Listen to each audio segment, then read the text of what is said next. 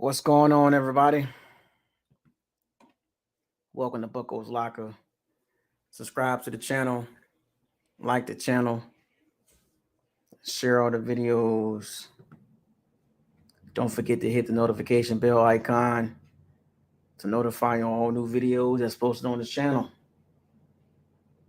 Shout out to all the Pirates and Sea Bandits. We here. Let's get it. Come on in. Let's have a little conversation. Been chilling like Bob Dylan. What we got here? Another 6-foot team with a wish.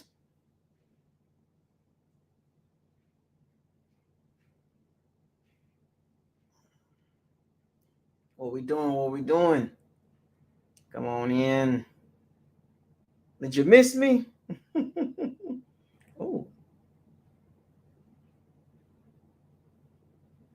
Did you miss me?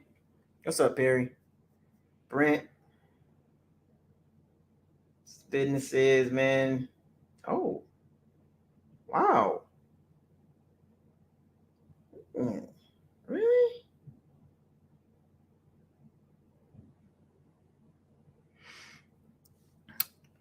What's good, Haitian boy? 407 Grizzlo. Yes, sir. Molly Mall. Cowboys fan in the building. What's happening with you, man? What's happening?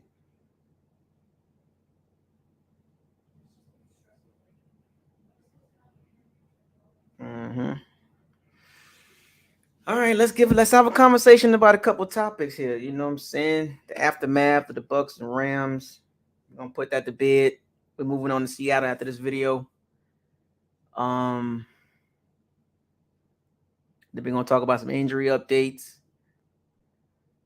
Then we're gonna do a little all-22. You know, just a couple of plays in. And actually, we're just gonna really focus on the last play of the game, the last drive of the game. And that's pretty much gonna be it. So let's get to it. So the aftermath. Bucs are 5-4. Hopefully everybody have calmed down, got it out their system. Bucs beat the Rams. Everybody happy. All is well. Winning cures everything. What's up, Big Buck? Winning cures everything. That's how life works. When things are not going well, life is all messed up. But when things are going well, everything's all good, right? But it's always underlying messages behind what's going on. Things might be good on surface, but underneath it's not good. Now, it's for the Bucs' sake. The Bucs came into the game 3-5. They came out of this game 4-5. A very important game. Pretty much it was like a season-defining game, and that's kind of crazy to say that for our team. You know, the team that we have. You know, the players that's on our team. The fact that we came in this game, or they came in the game 3-5,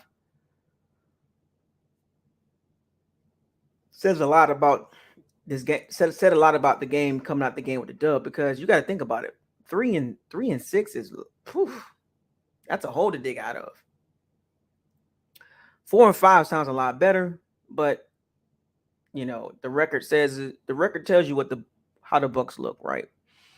And it's crazy when you go back and look at the games that the Bucs lost. They hurt even more. Panthers, Steelers, Packers. Those are 3 games right there. 3 games that the Bucs lost. Had no business losing. In a virtual reality, the Bucs should be 7-2. In a virtual reality and in a metaverse, in the metaverse, the Bucs should be 7-2. If I was a looper, Back to the Future, whatever you want to call it, the Bucs should be 7-2. Losing to the Packers, Panthers, and the Steelers was horrible. That makes it even worse. So I want everybody to understand this. The point I'm trying to make is, We are 5-4. That's not even average. We're not even average. We're not average. But we're not done yet. 8 games to go.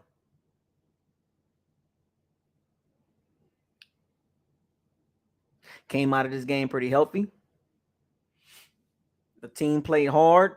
Well, the defense played very hard. The offense played good the last 2 drives of the game.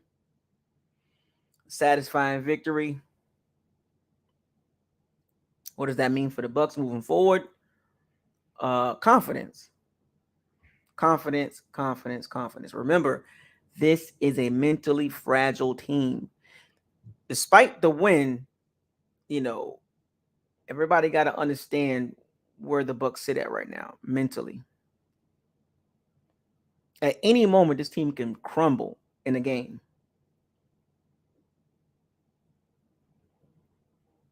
But if you watch the Rams game again, the Bucs showed some resiliency. It's a building block that the Bucs can use. Because for 59 minutes, the Bucs didn't look good at all. It was heading down as a loss. This win was, I would say, equally distributed between the Bucs came back and got the victory, and just as much as the Rams didn't want the victory. What's up, Josh? What's up, Pat? So it was a combination of both. A lot of us didn't even realize how bad the Rams really are this year. They're just as bad as us. Well, we're slightly better than them, but the Rams are really bad. O-line's not good. No running game. They don't even have a passing game. At least we have a passing game that we can use. Both coaches play conservative overall. Both teams traded, both teams are kind of built similar as far as Matthew Stafford, Jalen Ramsey, Odell Beckham when they had him. You kind of paid your way for a Super Bowl, and then you fell off the map. And it's crazy how both teams kind of fell off this year. And it was almost like the game was like, whoever wants this game, take it. The Rams had their chance to take the game, and they didn't take advantage of it. And the Bucs took full advantage of the opportunities that they had. The defense kept the offense in the game. The defense played hard. That was the best side of the ball. Don't let that last drive fool you, folks. Do not let that last drive fool you. What's up, Bucs Life? Don't let that last drive fool you. The defense earned that victory for the team. Special teams did their job outside of that blocked field goal. Do not let that last drive fool you. But what was the narrative these last couple of days? The focus was on the one drive. Also, there was focus on how bad the Rams really are. So how much can you give the Bucs the victory? All victories are equal, right? No matter how many points you win by, no matter how you win. But for a topic of discussion,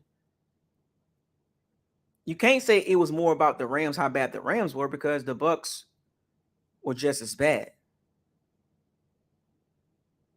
So the win for the Bucs is equally distributed.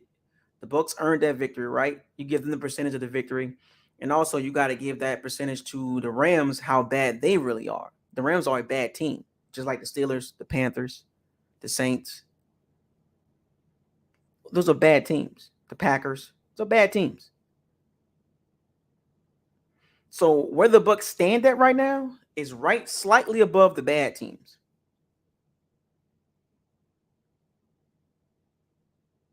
But it can only go up from here. Things can get better as long as the Bucs stay focused. Now, what we got to see when you look at the Rams game, a lot of missed opportunities, a lot of drop balls. Evans, Godwin, I mean, just when you go back and look at the tape, the receiving core, as much as hype as they received, the last couple of weeks they've been not good at all. From the quarterback to the receivers to the running back, starting receivers, quarterback, interior O line, none of it's clicking. But you saw a glimmer of hope on that last drive. The Bucs might have found something on how they want to run the offense. But if you look at that last drive, I know a lot of people say the Bucs should run hurry up the whole game. Can't do that. It's very hard to do, folks. You will tire out your offense, and if you don't convert, it's a quick 3 and out. And the Bucs had a few of those last game, trying to do a little hurry up. So there's a fine line between running a hurry up offense, and that's more situational. And the last drive was pretty much situational. It was very obvious with 44 seconds left, the Bucs had to run the 2-minute offense. But just doing that during the game, they tried it, but it didn't work. And if you look at the last drive, it was 10 yards turnaround. Now, is that offense sustainable? No. Luckily, it was the Rams. That's not going to work against teams in the playoffs or better teams. And we have a few of them on the schedule left. You know, Bengals, 49ers, the 2 games I circled. Those teams are clearly better than the Bucs. That's not an argument. So what the Bucs did this game, they cannot do that against the Seahawks. Can't do it against the Seahawks. Can't do it against the Bengals. You can't do it against the 49ers. You'll get blown out. You can't play for 1 minute of the game. You got to play 60 minutes. What's up, you wish? So if you go back and look at the Rams game, 7 drops. Exactly, Josh. 7 drops. The receiving core is just as bad as the quarterback, the O-line, the running back. Nothing's working. Now, there is some bright spots in this game. Like I said, the last drive, bright spot. Scotty Tuhati, Cade Otton, Jake Cromata, defense. Ryan Sucker making his kicks. Everything wasn't bad that game. There was some good moments in that game. But as far as a complete effort, no way. And the Bucs have a problem. Despite this victory, they have major problems. Not just minor, they have major problems.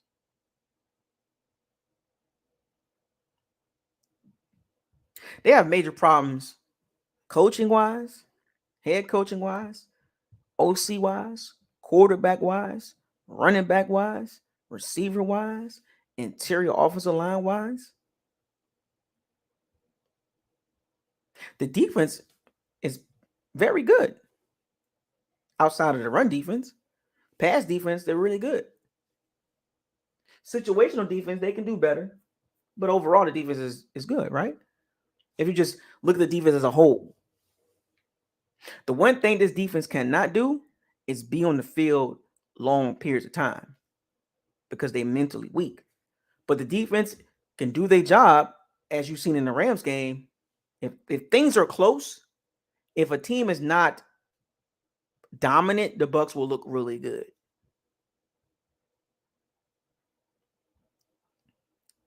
The Bucs are not a complete team. And if you watch that game, despite the victory, and I'm not trying to be negative, I'm just being honest. If you watch the game just like I did, and a lot of y'all did, over 2,000 folks saw the live stream.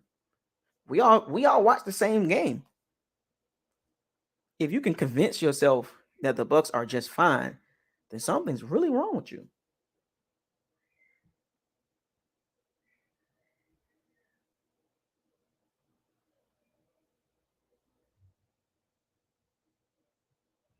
There is no way in heck that you can tell yourself during that game, or the Bucs will be fine. A lot of us had doubts in this game as the game unfolded. We wanted the Bucs to win. We was pushing for the Bucs to win. We supported the team during the game, but for 59 minutes, it was like, what are we watching? You seen I was playing music, sad music, sound effects. It was just like clown show. But for that, all it takes in a game like that, if the game is that close and it's striking distance, it takes one drive to change your season. Now, can that drive change the Bucs season moving forward? Can the Bucs win 8 in a row? Well, the probability is not high, but the possibility is there. They can win 8 in a row. But to be honest and be objective about the situation after this game, the Bucs are not winning 8 in a row. So I want to make this clear to a lot of you Bucs fans, in my opinion, and we can put money on this. I'll most likely win it. I bet the Bucs will not win. They will not win 8 in a row. I just don't see. I just don't see up until this point at week 9, going into week 10. I just don't see them winning 8 in a row and finishing 12-5. I've seen enough of the team to look at this team and say they'll win 8 in a row. I can't even sit up here and lie to you. Even though my schedule prediction was 12-5, high end, and the low end was 11-6, I just don't see them winning 8 in a row. It's going to be literally impossible. But there's hope. There's a possibility. But just the way the team has played up until week 9, I told y'all this. About week 9, week 8, 9, 10, you'll figure out what team we are. I know what the Bucs are at this point. Now, can there be some glimmer of some flashes like we've seen in the Rams game? Sure. But the problem is with the Bucs at this point, they're just so weak mentally. We saw it in the Rams game. And every now and then the Bucs will show flashes. And we saw this up until the Rams game. We saw this in multiple games. The Bucs will show flashes. The games they won, they wasn't great, right? So we have to look at this team and don't let the Rams game fool you on what the Bucs really are. At this point, you should know what your team is now. The Bucs the Bucs will struggle even with bad teams. And that's scary. The Rams are a struggling team. And we struggle against them. We saw the Bucs wrinkles in the Rams game. Not much. We're going to see what the Bucs do after the bye, after the Seahawks game, week 10. We're going to see what they're going to do as far as wrinkle-wise. Now they're going to have 10, a whole bye week to install some new stuff. Don't expect much. We saw it in the Rams game, and it looked good. It looked so disoriented. But the good thing about it is at least they tried. At least they literally tried to do something different. But at this point, you see them doing something different, and it looked awkward during the game when they really tried to do something different. It looked severely awkward.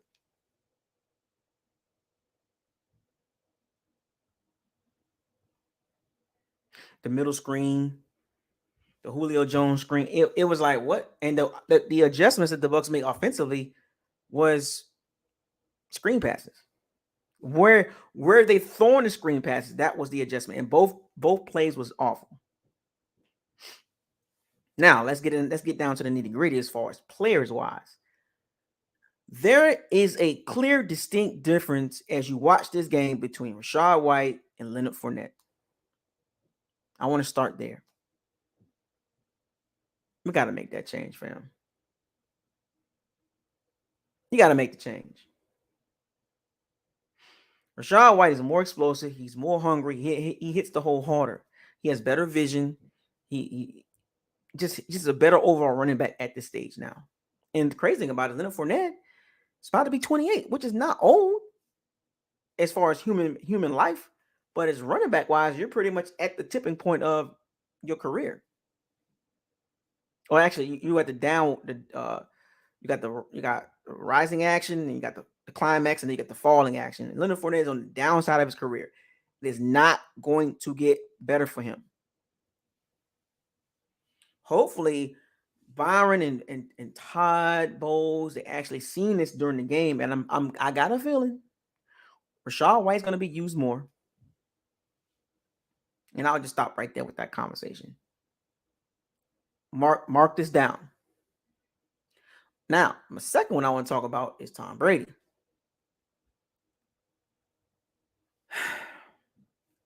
Flashes, big plays are there for Tom. But unfortunately, very inconsistent. As great as Tom is, and he's doing it past 40 years old. He's 45 years old. He'll be 46 next year.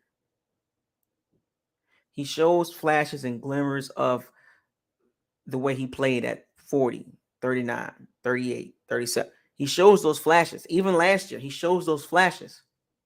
But this year, he's been very inconsistent. Quick to throw the ball. Bottom 5, I believe, or bottom 7 in yards per attempt. So he's throwing the ball so fast. He's not letting plays develop. He's so urgent to get rid of the ball. He don't want to take hits. Sometimes he don't even have pressure, and he throws the ball. He throws a curveball or breaking ball. Some weird throws come out of him numerous of times during the game. And then also he'll show you some throws. You'll be like, wow, he still got it. But I give the same comparison of watching Michael Jordan put up 27, 32, 35 in the Wizards uniform. He'll show you flashes here and there. He will have a couple of halves when he looks really good. He'll have maybe 1 or 2 or 3 more games that he looks world beater. But the reality is, at this point, at 45, let's keep this in mind, folks. At 45, he's still playing at a really good level. But at this point, he is who he is. Hurries a lot of his throws. We've seen it. Not just the Rams game. Multiple games. Hurrying his throws. No pressure sometimes. He's breaking ball. If the player is not open, like flat out wide open, that throw is going to be most likely low. Breaking ball, curveball, splitter, knuckleball, breaking ball, dirt ball. That's what I call it. I don't call it dirt balls. I call it breaking balls. Putting receivers in bad situations. And I'm just being honest with y'all. I'm just telling y'all what I see. Hashtag, what did your eyes tell you? Don't get mad at me. Hashtag, don't get mad at me. I'm just telling you what I see. And when I'll go back to tell y'all, even in this game, he threw the ball over 50 times. That's too much pressure on Tom Brady at this point in his career. And it goes to my next topic. Tom Brady's not done. He's not done. He still got some energy. He still got some juice in the tank. Don't get me wrong. But as I transition to the OC, he's putting a lot on his plate at this stage of his career. Brady's good if you keep him at 35 to about 40 in between those temps. But the problem is how he calls the running game. And even in the Rams game, the running game was trash. 40-something yards.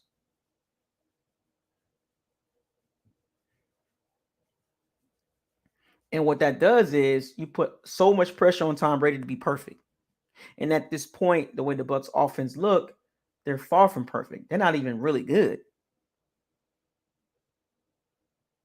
Let's be honest. We saw it in the Rams game. They're not even that really good. And what's so crazy is, for the most part, for the 59 minutes, the Rams defense was shutting Brady down until they went soft coverage, which was a big mistake. And I don't even know why teams do that.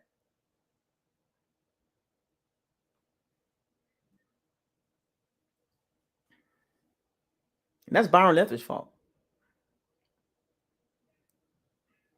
He has no balance, no control over the offense right now. It was so bad that the last play of the game, the touchdown to Cade Otton, Tom Brady suggested that play. What did Byron do? Go ahead, go for it. That's how bad the offense is. Tom Brady was like, hey man, let's try this play right here. The OC was like, go for it. Because he has no other ideas. He don't know what to call. Some people say, should let Brady, call the plays. True, but you still got to have some structure.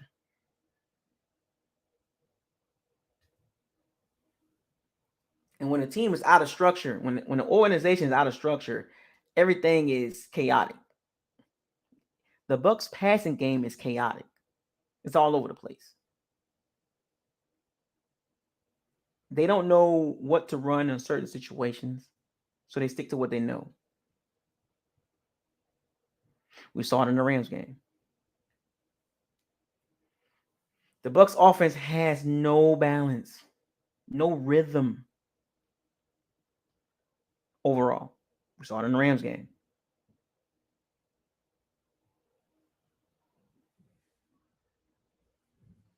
And there were some moments in the Rams game that the Bucs offense looked good, but for the most part, it's not good at all. As much as talent we got, it's not good, folks. The Bucs are pass heavy, but they're pass heavy, but it's simplistic. What, 5 point something yards per attempt or average? That ain't doing that. They ain't threatening defenses, and defenses know this now. They know the Bucs are not a threat down the field. They know this. Saw it in the Rams game. The Bucs don't have burners. All those guys are pretty much the same possession receivers.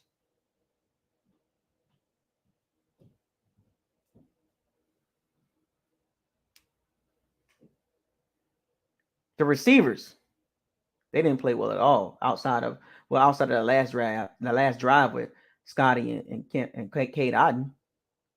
7-8 drops. Chris Godwin looks super slow.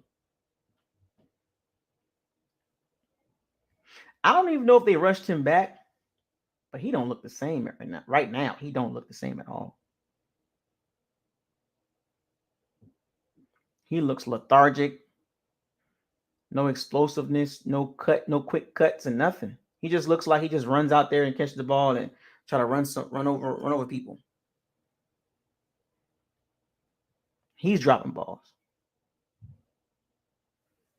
And as a receiver, what's going to happen is they're going to become body catchers. Yep. You saw with Scotty Miller. Had a touchdown. He should have had a touchdown earlier. Try to catch the ball with his body. Evans dropping balls. Godwin dropping balls. Julio. I think they should cut him. Nothing about Kyle Rudolph. Cameron Brate, neck injury. So the Bucs receiving core, Russell Gage, Russell Fade, hamstring injury. As much as hype that the receiving core got over the offseason, it's been quite disappointing. You saw it in the Rams game.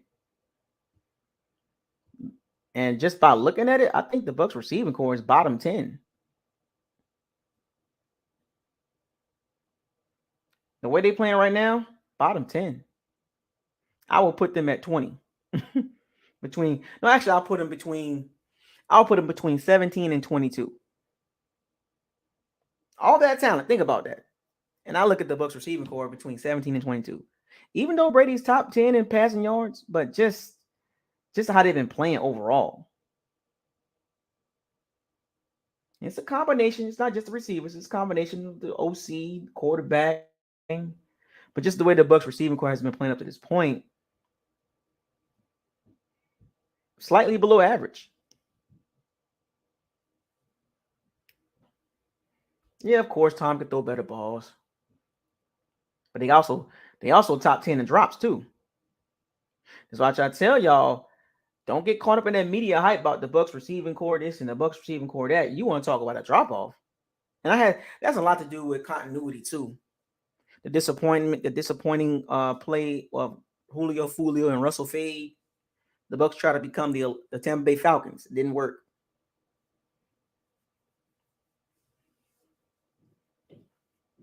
The Bucs got a lot to clean up. Looking at this game, O-line played pretty decent. Pass blocking wise, they put so much effort in pass blocking. and they don't put that same effort into the run blocking at all. Every now and then you'll get a couple good runs, mostly from Rashad White, but the Bucs run blocking, they don't put the same amount of effort as they do in the passing game, the pass blocking. They put so much effort in the pass blocking. But when you watch them run block, they look hard. But even Tristan Wirfs, as great as he is, can't run block to save his life. At least they look better running to the right, but still. Nick Levert, he's looked good since he got in the lineup, playing very well. A big jump, big step up. Shout out to him. Looks way better than the second round pick, Luke Gedeke. This is what goes to show you. Trying to be the smartest GM in the room, sometimes you're going to overthink the position. Had no business drafting that young man in the second round. He drafted him anyway. Trying to be the smartest GM in the room. Luke Gedeke was clearly overdrafted. Now, can he turn to be good? Sure. But what he was drafted at, no, he shouldn't have been there. Bucs most likely should have went D-line or a better O-lineman or a future young tight end. Or they could have went running back in the second round. I think the Bucs kind of missed on that pick. If Luke Gedeke was picked in the 4th or 5th round, no big deal. But second round pick, shouldn't have went there. That was an overdraft, folks. Like I said, Luke Gedeke can turn to be good, but he was overdrafted. I don't think he's going to get his starting job back. The way Nick has been playing, Nick Leverett, I don't think Luke Gedeke is going to get his starting job back, even if he's healthy. And that makes it even worse. The reason why he was playing, folks, is because he was a second round pick. You got to justify that. And you needed to fill the position on that team at left guard. So they picked him in the second round. They put him out there. Had no business having him out there.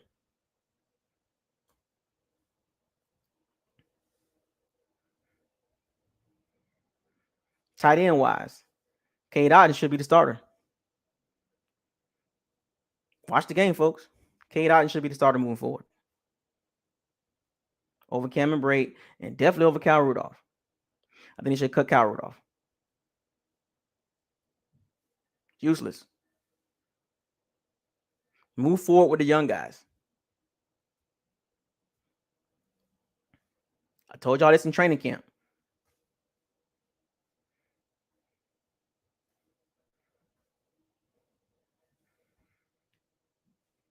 If the young guys are playing just as good as the veterans, you go with the younger guy.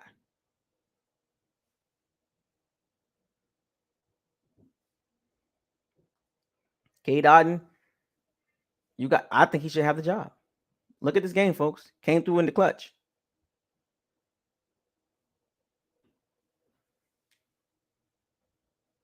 O-line, Donovan Smith. We saw the game, folks. We saw he had the worst. He was one of the worst players on the field. Donovan Smith played like number 76 that game. He was awful. Untimely penalties, untimely sacks. Got bowled over by Aaron Donald. 6'1", 285, 290-pound Aaron Donald. Donovan Smith, 6'5", 330 pounds. Aaron Donald took him for a ride.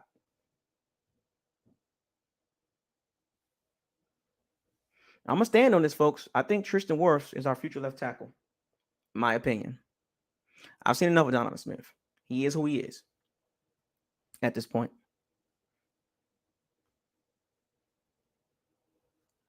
Average left tackle. Average durable left tackle. He's not worth $18.5 million, folks.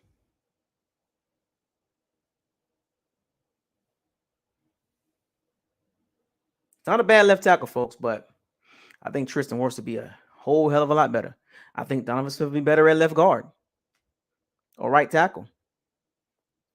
But for some strange reason, the Bucs won't do it.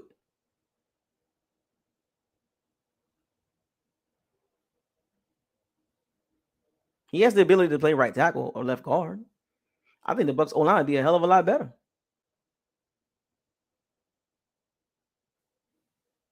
So I think the Bucs going to be revisiting the O line situation in the draft or in the offseason. They got to, because now they got to decide: do you pay Donovan Smith all that money, or you draft another young guy and rebuild slightly on the O line? Tristan, Luke Gedicke, Hainsley, Jensen comes back. You draft another tackle. Might be working with something there, right? Aaron Stinney comes back. You see what I'm saying? The Bucs gonna have nice pieces. But that Donovan Smith situation, that game was, oh, you don't want to see that again. And guess what? Seattle got a nice little pass rush, folks. So I don't know, man. Defensively, awesome. Shout out to Devin White. Shut up and play, or be quiet and play. Played a really good game. Stay maintain his lanes. Yes, it was the Rams offense. The Rams offense is not good. We're gonna find out more about Devin White this week against Seattle offense, and I'll talk about it in another video. But for this game, he played good against a really bad offense. Let's be honest, folks. Outside of Cooper Kupp, Rams ain't got anything, and he played well. So I'm not trying to say it's fool's gold, but just be careful, folks. Don't put all your stock in that. You want to see him play like that consistently. Levante David, steady old veteran, doing his thing. Shout out to Vita. Shout out to Vita. Shout out to Vita Vea. Shout out. Leads the team in sacks. 7.5, I believe.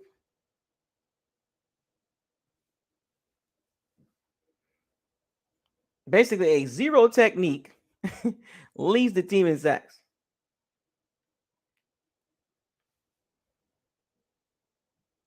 That tells you everything you need to know about the Bucs pass rush from the outside perspective.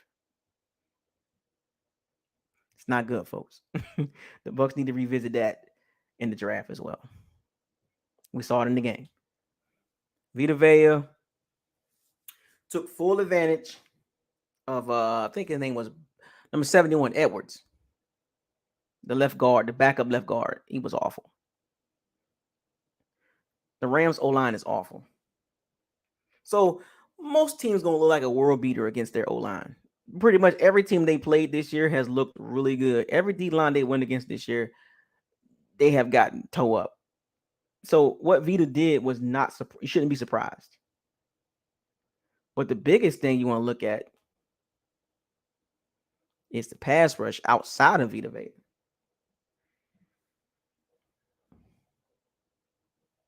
The Bucs need to revisit that. Facts. They need to revisit the pass rush. They need more. Shout out to Joe Tryon. He'll get better, but the Bucs need another guy like him on the opposite side.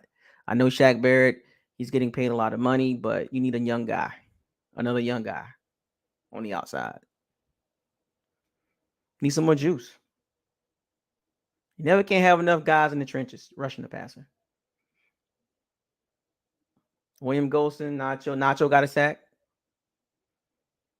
A rare sack.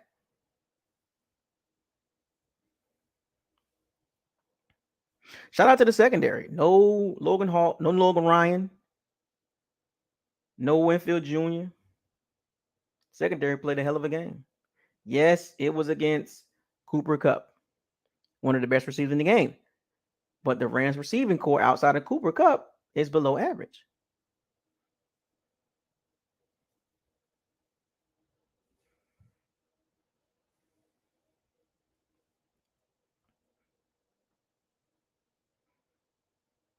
Let's be real, folks. It wasn't hard to guard the Rams offense. We saw it all game long.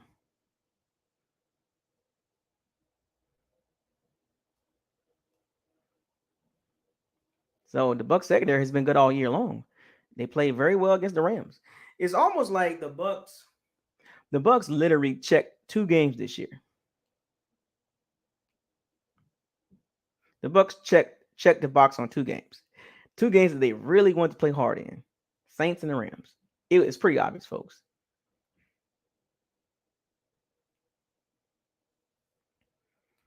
The Bucs really wanted to beat the Saints and Rams.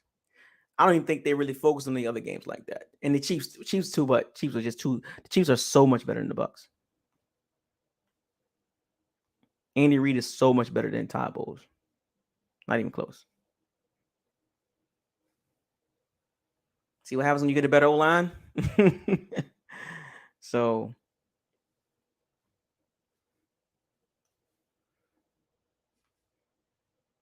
most teams gonna look good as the Rams. Most teams, I don't even see the Rams winning that many games after for the rest of the season. The Rams are a bad team.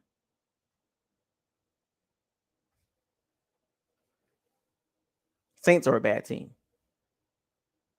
The best win the Bucs got on their schedule is against the Cowboys. What do you think? What do you know? The first game of the season, their best win on their resume right now is the Cowboys win.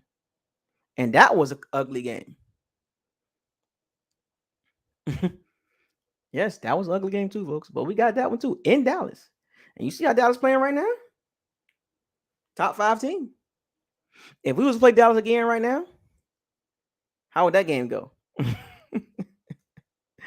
2 different teams right now.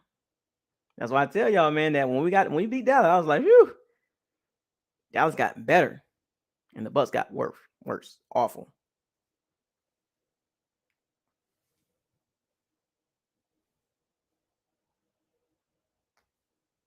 But the Bucs circled 2 games, the Rams and the Saints, and it's like a relief now. I think they can just breathe easy now.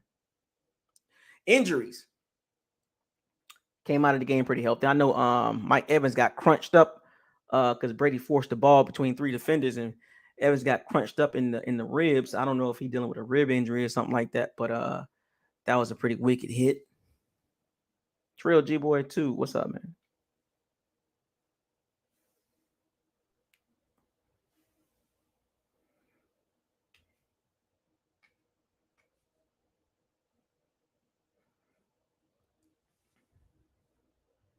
The Eagles, yes. Yes, the Eagles has played the easiest schedule in the league. I think the Eagles gonna lose at some point. I think they're gonna lose in the playoffs. I just got a feeling. They're gonna do all this work in the regular season, and they're gonna get to the playoffs and they're gonna fold. They won some games that they had to kind of struggle to win, like even against the Texans. I was like, but the schedule's pretty easy. But the eye test tell you they're good though. O line, D line. Eagles are good. They got a running game. They got a passing game. They pretty much the complete package. Was it the Cowboys and the Eagles are the only 2 teams ranked in the top 10 offensively and defensively in DVOA. But the eye test tell you that the Eagles are good though. I ain't even gonna front. Shout out to Eagles fans. Fly, Eagle, fly. Your team is good. I got to give it to you. Shout out to Howie Roseman. He made some big time moves. AJ Brown, Gardner Johnson, drafted Jordan Davis, kept Fletcher Cox, Javon Hargraves, Josh Sweat, Brandon Graham. They got a deep D line. They got a really good O line. Running backs out the yin yang. They got 3 of them things.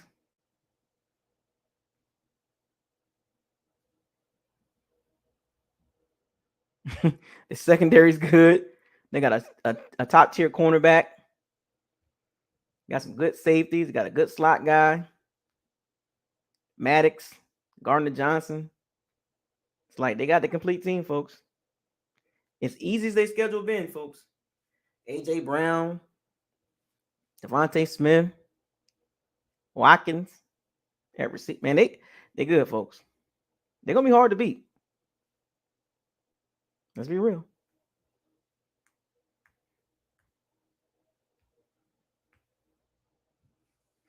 Let's see what this all-22 looking like. We're just gonna look at the last drive here. The last drive. I want to see. We're gonna look this. We're gonna just watch the whole last drive.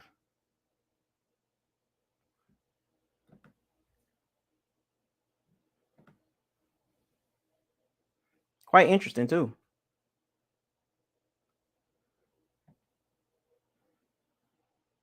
Let's see what we got here. All-22.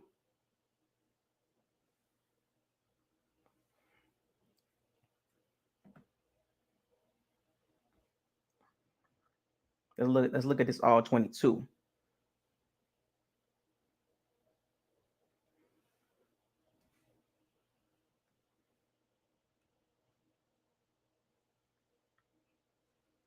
We're gonna look at this last drive. I'm trying to look at the last two drives.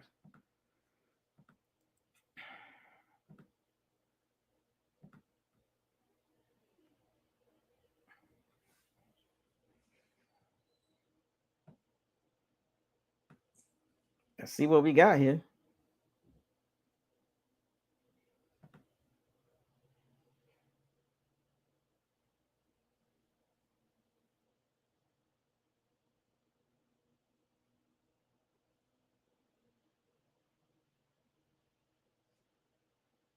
The last two drives, that's what we're gonna look at.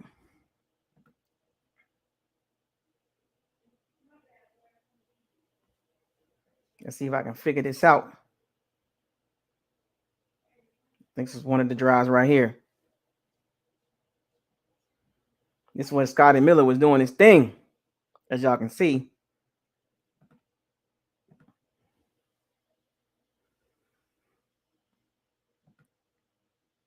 Look at that.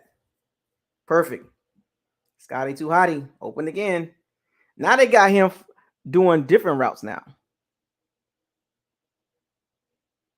Jalen Ramsey trying to get that too. Brady had to double clutch that. Boop. Scotty too hotty again. Easy throws, folks. Easy throws.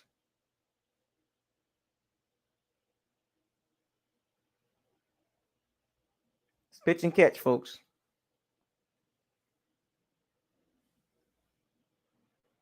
Look at the Rams. Look at the Rams defense.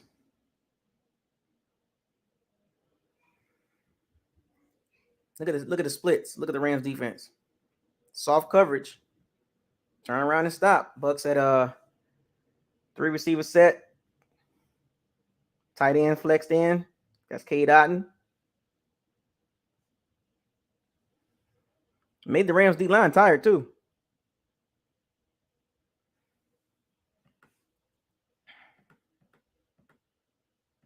The running plays, man. The Bucs running plays is so awful. Aaron Donald, see it. So oh boy, how did this happen? Can anybody explain this? This should have been some yards.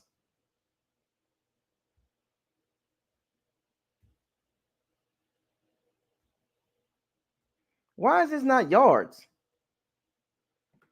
It looked good. And then all of a sudden, Chris Godwin misses the block. Chris Godwin misses the block. Y'all see that? If he gets that block, Rachaad White gets more yards. Chris Godwin did not have a good game, folks.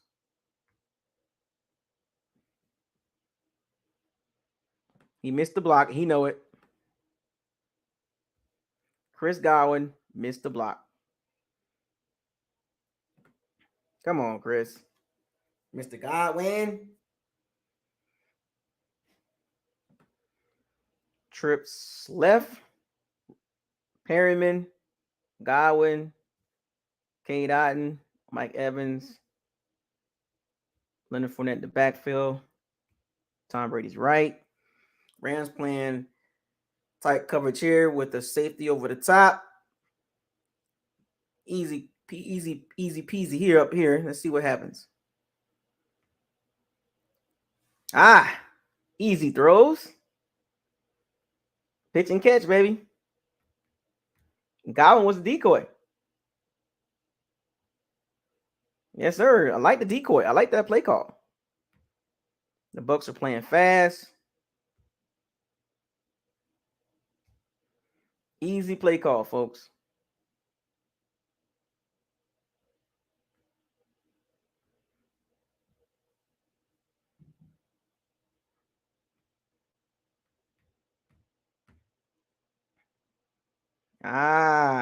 Easy peasy. That was a design. That was a pre-read too. Brady knew exactly where he was going with the ball.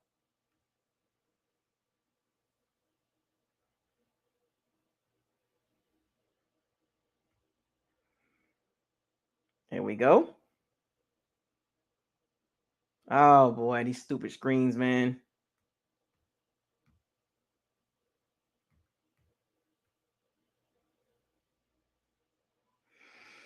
I don't like these play calls, man. They seem to never work now. Screen calls.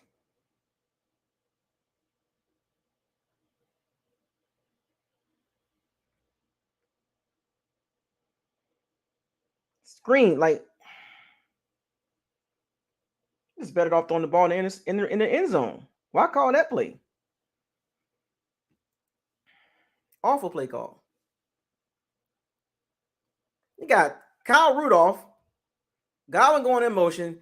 The Rams know what's coming. Look at this. What? Who the Bucs think they fooling? Keep your outside leverage. Outside leverage. You got the outside shoulder.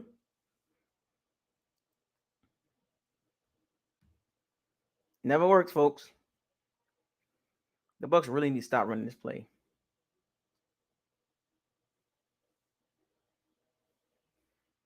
The Bucs really need to start running these stupid screen passes. Because it's not working.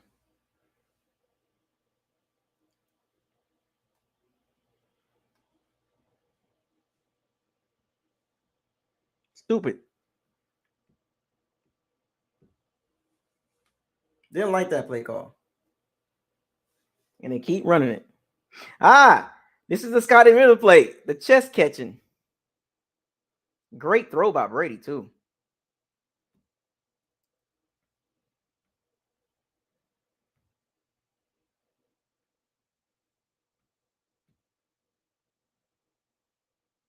The Rams got this covered down here.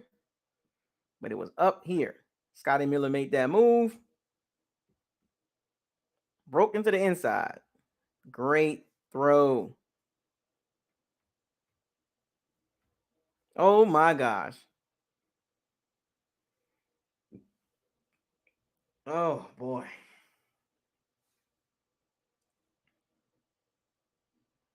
Oh boy.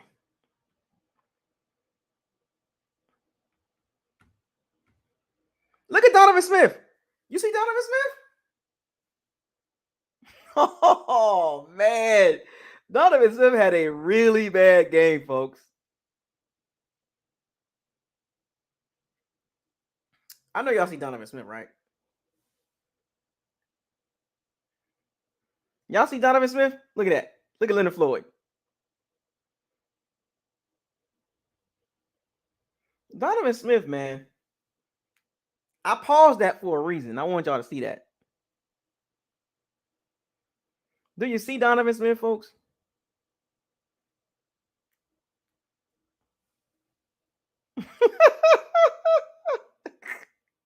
Look at Donovan Smith. I want y'all to see this.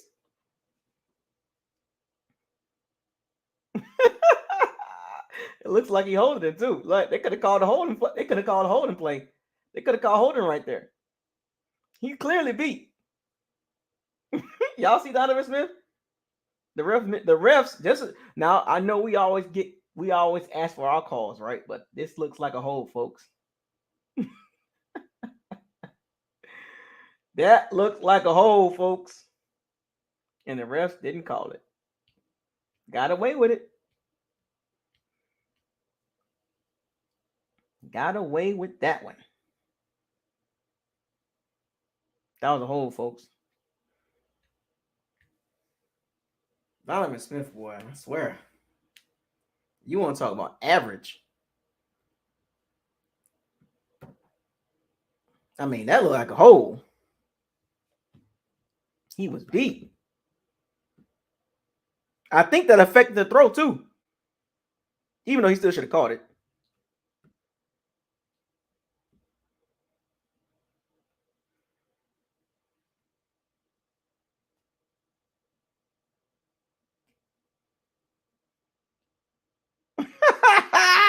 God dang. As soon as Brady got the snap.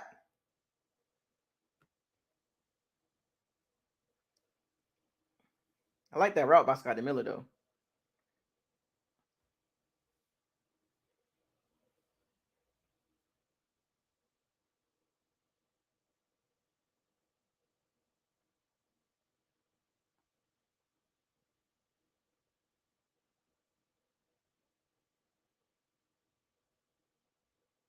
Donovan Smith, man.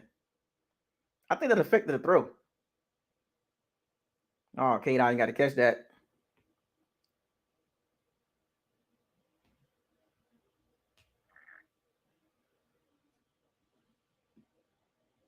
Oh.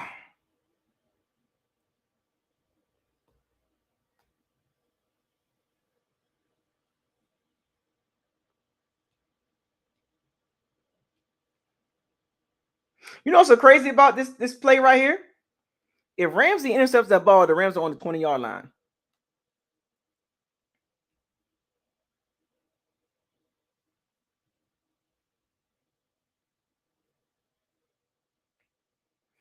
The Rams knew exactly what the Bucs were going to do.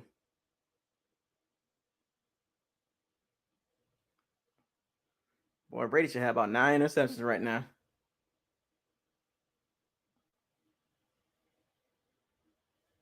Like, why would you even throw that ball?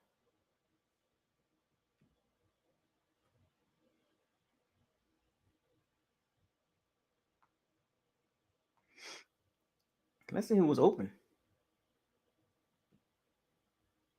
Kate Otten. On a slant. Just throw it off the line, man.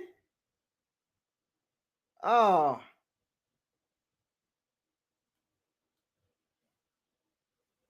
Throw it off the line. Taylor Rapp, the safety, saw Mike Evans. He saw Chris Godwin breaking to the outside. He looked in, he peeked in the inside. Taylor Rapp, number 24. He see Mike Evans coming. Easy. Easy. Easy. Can't be that predictable, folks.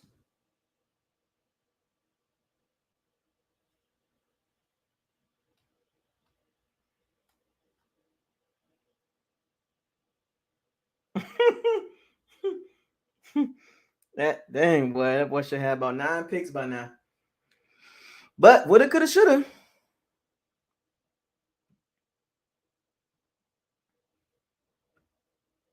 The Rams would have had that ball at the 20-yard line. But they didn't make the pick.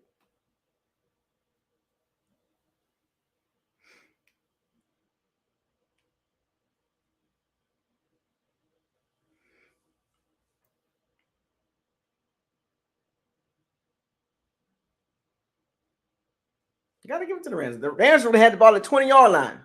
They would have. The Rams went conservative right there. Good stop by Vita right there. Nice little hold up. Keem Hicks. They stuffed that play. Wasn't nothing open. The Rams, what? I don't know what the Rams was thinking. I think he missed the hole right here. This was the hole. You gotta get so Darrell Henderson missed the hole. He missed the hole right here. He missed it.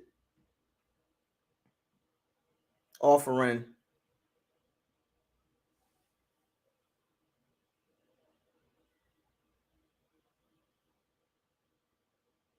I don't know what was Cooper Kupp thinking?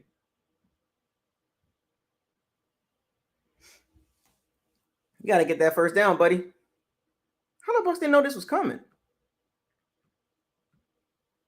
Look at this. All three ran to each other.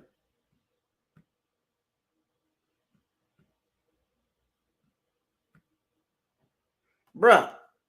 Now, I'm thinking when I saw this play, I'm like, this dude finna get the first down, man. And when I saw this play right here, I was like, he finna get the first down. And for some strange reason, he decides to slide. The Bucs got lucky, folks. I gotta be honest with you. that looked like he gonna get the first down. You gotta put your head down and close the shoulder. Dive. The dude slid. That was weird. That was super awkward. Like, fam. What? I'm trying to figure this out. Just get the first down. I'm just talking about football, folks. I'm not talking about. I didn't want the Rams to win. I'm just get the first down. Oh Lord, what was he thinking? The Bucs got lucky, folks. When you start looking at tape, when you start breaking things down,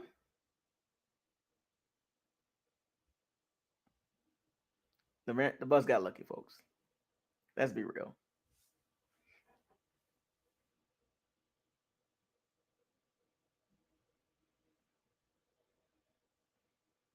Cooper Kupp has never made a play like this. He's too smart for this. For some strange reason, he decides to slide. If he puts his head down and dive, he gets the first down easily.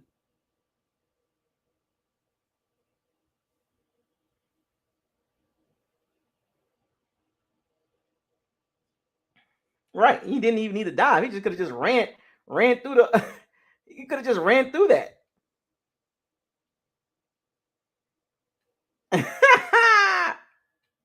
Why would he slide? I've never seen him do a play like this. This was the game, folks. When you go back and look at it, the Rams could have ended the game right here. If Cooper Kupp just continues to run, puts his head down, he gets that first down. He might get hit, or if he dives forward instead of sliding, he'll get about 8-9 yards instead of getting 6 or 7. So it would have been 3rd and 1 instead of 4th and 1. Awful by Cooper Kupp. That's crazy. Why did he slide like that?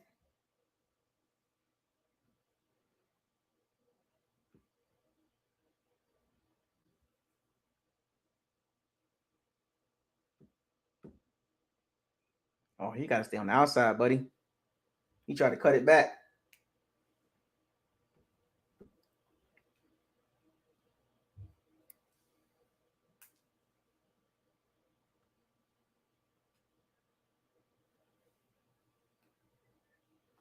Why he didn't stay on the outside? The Rams did some weird stuff at the end. Oh, Devin White was there. Okay, Devin White was there. Good play by Devin White. Lane integrity. Good job, Devin White. Backside containment. Murphy Bunton. Jamel Dean. The Bucs played this very well. Devin White, where he need to be at. Exactly where he need to be at. Good play by the Bucs defense. Good job, Devin White.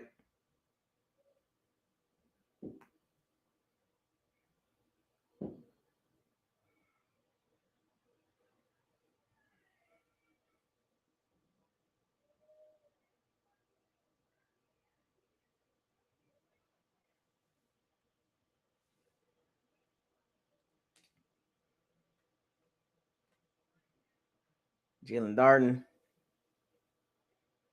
Oh, boy. He does not like running up straight ahead. There we go, folks. Rams defense. Look at this. Look at the cushion. What was Raheem Morris thinking? Everybody talked about the Rams defense on the last drive. They went into this prevent defense because they didn't want to get beat over the top. And this first throw was over Ramsey's head.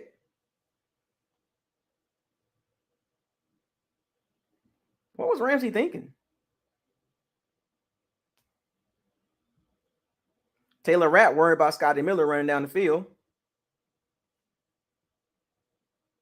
Right over Ramsey's head.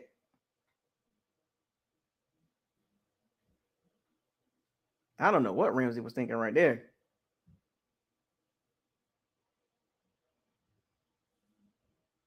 Right over his head. Peeking in the backfield.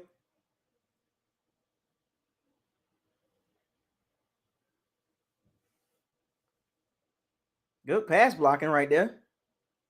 Good pass blocking. What was Ramsey thinking? Right over his head. Didn't drop back far enough. Ramsey got it. That's on Ramsey.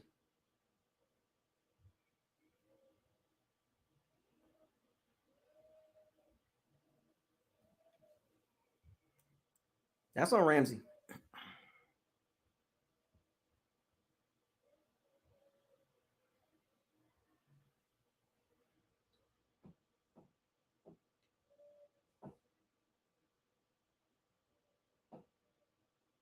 The Rams are playing super soft.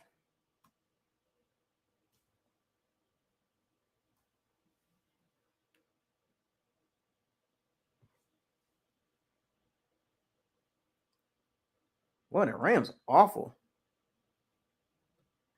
Watch this whole last drive, folks. Bruh. What is the Rams doing? You got safety up over the top and you still playing deep?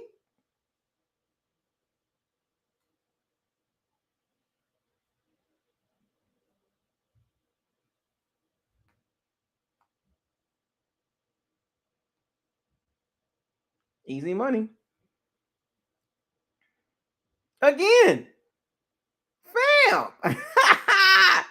What are they doing?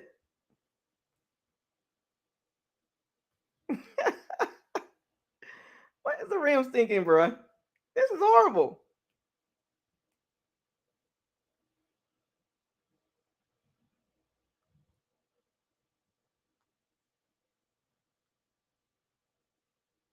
Pass interference. Brady gave him the signal.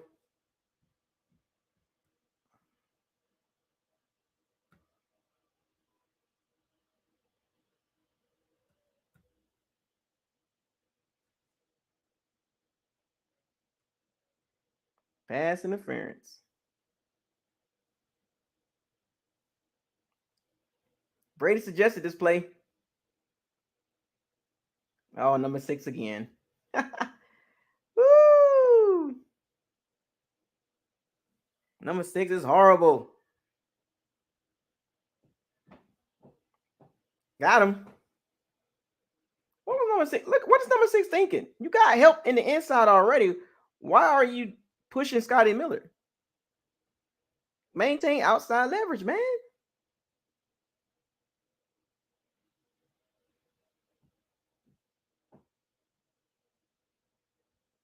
Awful. Yeah, the Rams pretty much gave us that game. When you look at it, like, let's be real, folks. That was awful. The Rams pretty much gave us that game.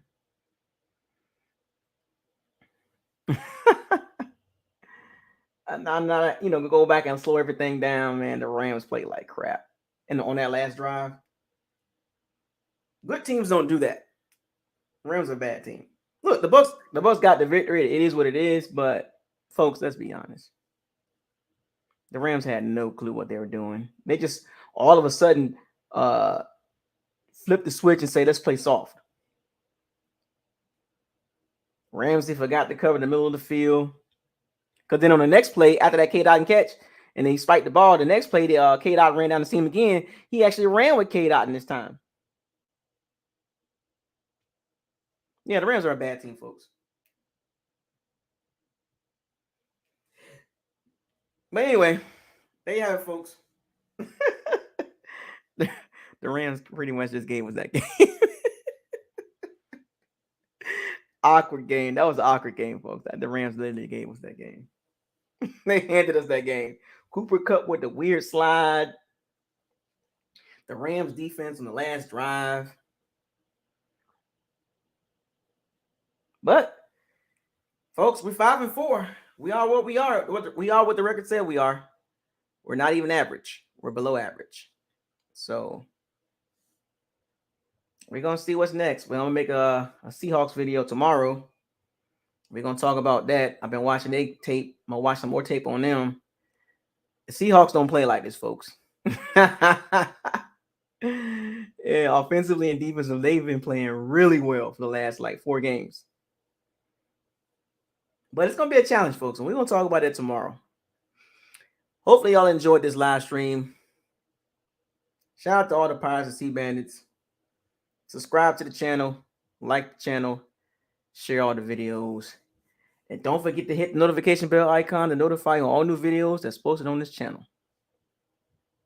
With that being said, folks, the Bucs are 4-5. It is what it is. We got a lot of work to do, folks. But I think we can do it. Fire those cannons. Seize the day. Raise the flag. Hashtag no risky, no biscuit. Hashtag facts over feelings. Hashtag bombs away. Hashtag stay humble. Hashtag what did your eyes tell you? Told me a lot about this game. Hashtag probability versus possibility. Hashtag don't get mad at me. I just talk about the game. I don't play it. Hashtag fire those cannons. Hashtag Super Bowl or bust. I'll see y'all tomorrow. Peace out.